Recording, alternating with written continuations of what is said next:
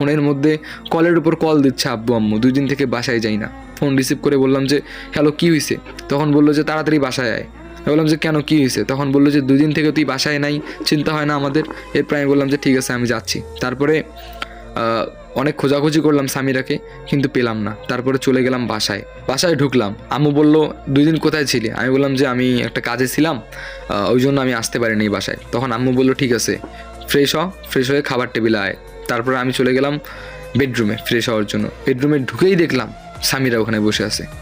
অবাক হয়ে গেলাম, তুমি এখানে সামিরা? 2 দিন থেকে তুমি এই বাসায়? তখন সামিরা চুপ করে আছে। আমি বললাম যে তুমি এখানে কেন?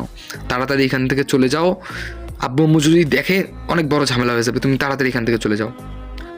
সামিরা চুপ করে আছে। আমি বললাম কি হলো, তোমার কথা কানে ঢুকে না? তুমি তাড়াতাড়ি এখান থেকে চলে যাও, পিছনের গেট দিয়ে তুমি চলে যাও। সঙ্গে সঙ্গে আমার আম্মু আসলো। আম্মু এসে বললো কী হয়েছে, তুই ওর সঙ্গে এরকম করে ব্যবহার করতেছিস কেন? আমি বললাম যে মানে এ কে, আমি তো চিনি না, রুমের মধ্যে চলে আসছে। আম্মু একটা থাপ্পড় মারলো আমাকে, থাপ্পড় মেরে বলল তোকে এই শিক্ষা দিছি আমরা। তারপরে আব্বুও চলে আসলো।